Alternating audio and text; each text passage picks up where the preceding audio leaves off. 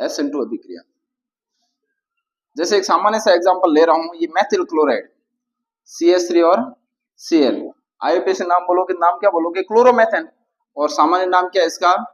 Methyl chloride. और methyl chloride की अभिक्रिया हाइड्रोक्सिल आयन के साथ करवा रहे OH माइनस के साथ है, तो ये अधिक क्रियाशील है, क्लोरीन को हटाएगा क्योंकि इसके ऊपर भी ऋण आवेश है। तो अपन ने कहा कि प्रतिस्थापन कहाँ होता है? जब दो क्रियाकारक परस्पर में क्रिया करते हैं तो अधिक क्रियाशील कम क्रियाशील को हटाकर उसके स्थान पर स्वयं जुड़ जाता है। ऐसी रिएक्शन को डिस्प्लेसमेंट रिएक्शन या प्रतिस्थापन अभिक्रिया करते हैं। तो ये जैसे ही क्लोरीन को हटाएगा तो बनेगा क्या? मेथिल क्लोराइड से बनेगा मेथेनॉल। क्या बनेगा? और क्लोरीन हट गया तो एल्किल हैलाइड से एल्कोहल बना है, तो मेथिल क्लोराइड से क्या बना? मेथे। और इसी मेथेनॉल को अपन क्या बोलते हैं? जहरीली शराब। कौन सी शराब? जहरीली शराब। तो ये तो अभिक्रिया है, लेकिन हाइड्रोक्सिल आयन ने क्लोरीन को विस्थापित किया। कैसे किया? तो वो अपने को किससे पता चलेगा? इसकी क्रिया विधि से, इसकी मैकेनिज्म से। और इसकी मैकेनिज्म क्या? तो मैकेनिज्म में अगर अपन देखें तो इसको पूरा खोल के लिखो। जैसे कार्बन, कार्बन से कितना हाइड्रोजन जुड़े हुए हैं? एक, ये दो, ये तीन, और एक जुड़ा हुआ है हेलोजन। और कौन अटैक कर रहा है? नाभिक सनी। तो किसी भी रासायनिक अभिक्रिया का एक कॉमन कंसेप्ट है कि किसी भी रासायनिक अभिक्रिया का जो प्रथम पद होता है, फर्स्ट स्टेप होता है, उसे बोलते हैं वेग निर्धारक पद, रेट डिटरमाइन स्टेप। कौन से स्टेप को कहते हैं? किसी भी रासायनिक अभिक्रिया का जो प्रथम पद होता है उस पद को बोलते हैं वेग निर्धारक पद। तो इस अभिक्रिया में क्या हो रहा है कि इस अभिक्रिया में हेलोजन निकल रहा है, हेलोजन का निकलना, और नाभिक से हेलोजन निकलेगा तो इसके ऊपर ऋण आवेश है। अपन विद्युत ऋणता में समझते हैं कि जिसकी विद्युत ऋणता अधिक होती है वो बंध से इलेक्ट्रॉन को अपनी तरफ क्या करता है? तो जैसे हेलोजन ये निकलेगा तो Cl के ऊपर कौन सा आवेश आएगा? और केंद्रीय कार्बन पर कौन सा आवेश आएगा? यानी ये नाभिक बना, जैसे नाभिक बनेगा तो इसको सने कौन करेगा? नाभिक सने, यानी इसका अटैक होगा इसके ऊपर। तो इस अभिक्रिया में आप देख रहे हो कि हेलोजन का निकलना, हेलोजन का और नाभिक सने का दोनों क्या हो रहे हैं? तो अभिक्रिया कभी कितने क्रिया कारकों की सांद्रता पर निर्भर कर रहा है, इसलिए इस अभिक्रिया क्या बोलते हैं? SN2 अभिक्रिया है। तो जैसे ही ये हेलोजन निकलेगा तो बंध पूर्णतः टूटेगा नहीं, टूटता हुआ अपन दर्शाते हैं एक मध्यवर्ती अवस्था बनती है कि न पूर्णतः बंध टूटा है और न नया बंध बना है। तो ऐसी मध्यवर्ती जो अवस्था होती है वो अस्थायी होती है, क्योंकि कार्बन की संयोजकता कितनी होती है? 4। और 4 होती है, यहाँ हेलोजन निकलते हुए डॉटेड लाइन से शो कर रहा है, ये हेलोजन निकल रहा है और अटैक किसका हो रहा है? नाभिक सनी का, नाभिक पर हो रहा है, इसका अटैक हो रहा है। और 3 हाइड्रोजन है। तो यहाँ कार्बन के कितने बंध आपको दिखाई दे रहे हैं? तो कार्बन की संयोजकता 4 होती है। मैंने शुरुआत में कह दिया है कि किसी तत्व के बाह्यतम कोश में उपस्थित इलेक्ट्रॉन को संयोजी इलेक्ट्रॉन कहते हैं। तत्व के जितने संयोजी इलेक्ट्रॉन होते हैं तत्व उतने ही क्या करता है? बंध बना रहे हैं। यहाँ 5 है, इसका मतलब ये अनस्टेबल स्टेट है। कैसी अवस्था है? अस्थायी अवस्था। और इस अस्थायी अवस्था को अपन बोलते हैं संक्रमण अवस्था या ट्रांजिशन स्टेट, संक्रमण अवस्था। तो जो अस्थायी है तुरंत किसमें बदलेगी? स्थायी में। तो स्थायी में बदलेगी तो हेलोजन पूर्णतः बाहर हो जाएगा, नाभिक सनी जुड़ेगा। तो नाभिक से जुड़ेगा तो ये केंद्रीय कार्बन से जुड़े हाइड्रोजन का विन्यास कैसा हो जाएगा? उल्टा हो जाएगा।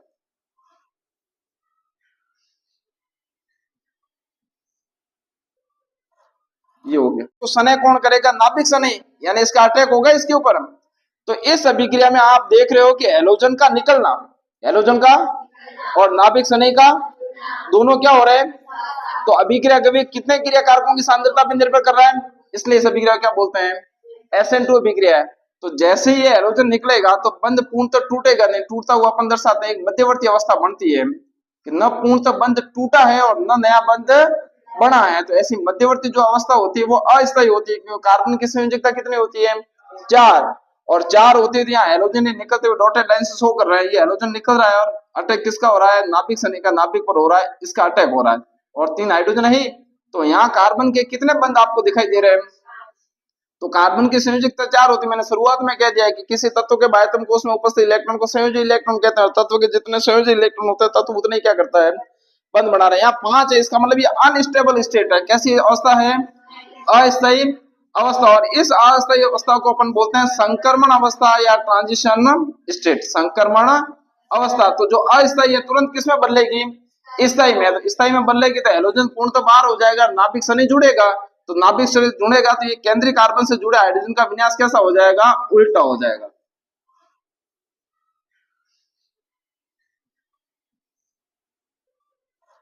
ये हो गया। तो इनसे चार बातें समझ में आ रही। चार बातें SN2 अभिक्रिया से क्या समझ में आ रही? नंबर एक कि इस अभिक्रिया में प्रथम पद में हैलोजन का और नाभिक शनि का दोनों साथ साथ हो रहे हैं, इसलिए इस अभिक्रिया को क्या बोलते हैं? क्योंकि अभिक्रिया का वेग कितने क्रिया कारकों की सांद्रता पर निर्भर कर रहा है? दो।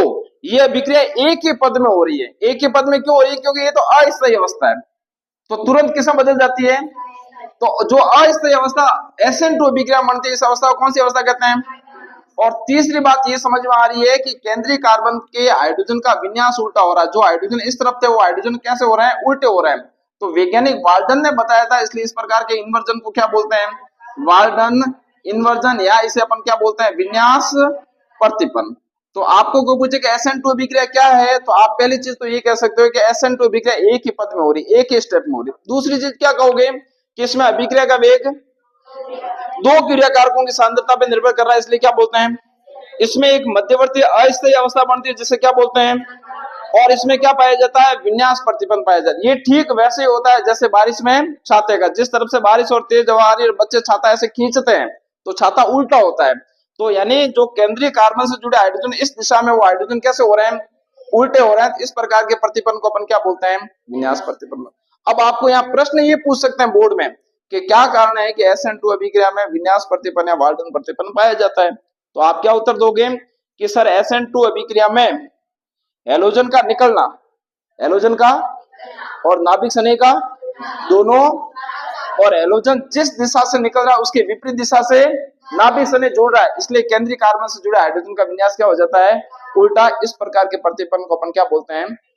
विन्यास प्रतिपन्न या वाल्टन प्रतिपन्न, जो वाल्टन ने बताया था। तो ये आपकी SN2 अभिक्रिया। तो प्रश्न क्या आता है कि SN2 अभिक्रिया से क्या तात्पर्य है, इसकी क्रियाविधि को समझाइए। तो आपको चार बातें लिखनी है कि सर ये अभिक्रिया एक ही पद में संपन्न होती है, अभिक्रिया का वेग दो क्रिया कारकों की सांद्रता पर निर्भर करता है, इसमें एक मध्यवर्ती अस्थायी अवस्था बनती है जिससे संक्रमण अवस्था कहते हैं, और इसमें क्या पाया जाता है? वाल्टन प्रतिपन्न या विन्यास प्रतिपन्न। ये SN2 अभिक्रिया। दूसरी अभिक्रिया कौन सी है? SN1 अभिक्रिया। यहाँ पर भी यही है, नाभिक शनि द्वारा प्रतिस्थापन हो रहा है। अपन शुरू में कह दिया नाभिक शनि प्रतिस्थापन अभिक्रिया कौन दर्शाता है? एल्किल हैलाइड दर्शा रहा है। कौन दर्शा रहा है? नाभिक शनि प्रतिस्थापन अभिक्रिया। तो इसमें क्या होता है? इसमें प्रथम पद में सिर्फ हैलोजन निकलता है। उसका कारण क्या है कि यहाँ अपन ने 3 डिग्री एल्किल हैलाइड लिया है। क्या लिया है? और 3 डिग्री एल्किल हैलाइड में एल्किल समूह इलेक्ट्रॉन देने की प्रवृत्ति रखता है। इलेक्ट्रॉन जैसे ये इलेक्ट्रॉन देगा, हैलोजन की प्रवृत्ति क्या है? इलेक्ट्रॉन खींचने की। तो ये इलेक्ट्रॉन खींचेगा तो इसके ऊपर क्या आएगा? और केंद्रीय कार्बन के ऊपर क्या आएगा? तो प्रथम पद में जो फर्स्ट स्टेप है, और इस फर्स्ट स्टेप को अपन क्या बोलते हैं? रेट डिटरमाइन स्टेप, वेग निर्धारक। तो इस प्रथम पद में अभिक्रिया का वेग सिर्फ किस पे डिपेंड कर रहा है? एक क्रिया कारक पे निर्भर कर रहा है, एक क्रिया कारक पे निर्भर कर रहा है, इसलिए इस अभिक्रिया क्या बोलते हैं? और SN2 अभिक्रिया में जैसे हैलोजन निकलेगा तो केंद्रीय कार्बन पर क्या आ रहा है? धनावेश, और कार्बन के ऊपर धनावेश आ रहा है। इसका मतलब क्या बन रहा है? कार्बोकैटायन बन रहा है। क्या बन रहा है? तो यहाँ जो मध्यवर्ती अवस्था नहीं बन रही, यहाँ पे पहला एक प्रथम पद हो रहा है। प्रथम पद में किसका निर्माण हो रहा है? कार्बोकैटायन का निर्माण हो रहा है, साथ में हैलोजन मुक्त हो गया। और फिर सेकंड स्टेप में क्या होगा? कार्बोकैटायन पर नाभिक शनि का योग, addition of nucleophile on carbocation. ये कार्बोकैटायन है और किसका योग करवा रहे हैं? हाइड्रोक्सिल, नाभिक शनि का। नाभिक शनि जैसे अटैक करेगा इसके ऊपर, तो ये स्टेप कौन सा हुआ? सेकंड स्टेप, द्वितीय पद हुआ। और द्वितीय पद में क्या बन जाएगा? एल्किल हैलाइड से एल्कोहल बन जाएगा। 3 डिग्री एल्कोहल बना भाई। तो यहाँ कोई विन्यास प्रतिपन्न हो रहा है क्या? नहीं हो रहा। यहाँ चार बातें। अगर आपको कोई पूछे कि SN1 और SN2 अभिक्रिया में अंतर क्या है, तो SN2 अभिक्रिया में अभिक्रिया का वेग कितने क्रिया कारकों की सांद्रता पे? यहाँ अभिक्रिया का वेग सिर्फ एक क्रिया का। वो अभिक्रिया कितने पद में संपन्न हो रही थी? एक। यहाँ कितने स्टेप में हो रही है? वहां पर एक मध्यवर्ती कौन सी अवस्था बन रही थी? संगम। लेकिन यहाँ पे क्या बन रहा है? प्रथम पद में कार्बोकैटायन। वहां क्या पाया जा रहा था? विन्यास प्रतिपन्न। यहाँ विन्यास प्रतिपन्न हो रहा है क्या? नहीं हो रहा। क्यों नहीं हो रहा है? क्योंकि जहां हैलोजन जिस दिशा से निकल रहा है, नाभिक शनि का योग उसी दिशा से हो रहा है, जिससे केंद्रीय कार्बन से जुड़े एल्किल समूह के विन्यास में कोई परिवर्तन नहीं होता है। तो ये दोनों हो गए अंतर। तो ये SN1 और SN2 अभिक्रिया। अपन ने 4 टॉपिक पढ़े, 2 11th के और 1 12th का। 11th के कौन से पढ़े? संयोजकता कोष, इलेक्ट्रॉन युग्म, रिपल्सन सिद्धांत। किसने दिया था? 1940 में सिजविक और कोवेल ने, इसमें 1957 में 17 साल बाद संशोधन किसने किया? ग्लेप्सी और नायो। इसके बाद अपन ने कौन सी थ्योरी पढ़ी? वैलेंस बॉन्ड थ्योरी, जो कि किसको बताती? परमाणु के मध्य बंध की व्याख्या करती है। संयोजकता बंध की व्याख्या किसने दिया था? हिटलर व लंदन ने दिया। क्या कहा था कि दो परमाणुओं के नाभिकों के मध्य लगने वाला प्रतिकर्षण बल व नाभिक व बाह्यतम कोश के इलेक्ट्रॉन के मध्य लगने वाला आकर्षण बल जब एक दूसरे को बैलेंस करता है तो दोनों के बीच में क्या बनता है? बंध। फिर ऑर्गेनिक केमिस्ट्री का अपन ने टॉपिक पढ़ा एल्किल हैलाइड। मैंने आपको शुरू में बताया कि एल्किल हैलाइड किसे कहते हैं, तब मैंने कहा लंबी हाइड्रोकार्बन श्रृंखला के साथ हैलोजन जुड़ता है जिसे बोलते हैं एल्किल। अब एल्किल किसे कहोगे? कई बार बच्चे पूछते हैं एल्किल किसे कहते हैं, एल्किल और एल्केन में क्या अंतर है? तो जो एल्केन है, एल्केन में से एक हाइड्रोजन को लेस करोगे तो क्या बन जाएगा? एल्किल एक मुख्य संयोजक। जैसे इसका नाम क्या है? मेथेन है। एक हाइड्रोजन कम हो गया था, मेथेन से क्या बन गया? मेथिल। तो इस एल्किल के साथ हैलोजन जुड़ता है तो एल्किल हैलाइड कहते हैं। और एल्किल हैलाइड नाभिक सनई प्रतिस्थापन अभिक्रिया दर्शाते हैं। कितने प्रकार से दर्शाते हैं? दो प्रकार से। कौन कौन से? SN1 और SN2। तो SN2 अभिक्रिया मैंने आपको बताया कि अभिक्रिया एक ही पद में संपन्न होती है। अभिक्रिया का वेग दो क्रिया कारकों की सांद्रता पर निर्भर करता है। इसमें एक मध्यवर्ती अस्थायी अवस्था बनती है जिससे संक्रमण अवस्था कहते हैं। इसमें क्या पाया जाता है? और विन्यास प्रतिपन्न के बारे में मैंने आपको बताया कि SN2 अभिक्रिया में हैलोजन का निकलना और नाभिक सनई का दोनों साथ साथ, और नाभिक सनई हैलोजन की कौन सी दिशा से? विपरीत दिशा से जुड़ता है, जिससे केंद्रीय कार्बन से जुड़े हाइड्रोजन का विन्यास उल्टा हो जाता है। इस प्रकार के प्रतिपन्न को क्या बोलते हैं अपन? विन्यास प्रतिपन्न कहते हैं। जबकि SN1 अभिक्रिया में क्या होता है? अभिक्रिया कितने पदों में संपन्न होती है? अभिक्रिया का वेग एक क्रिया कारक की सांद्रता पर निर्भर करता है और इसमें क्या बनता है?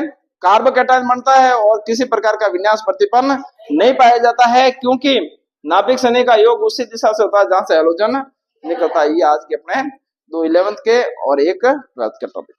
ठीक।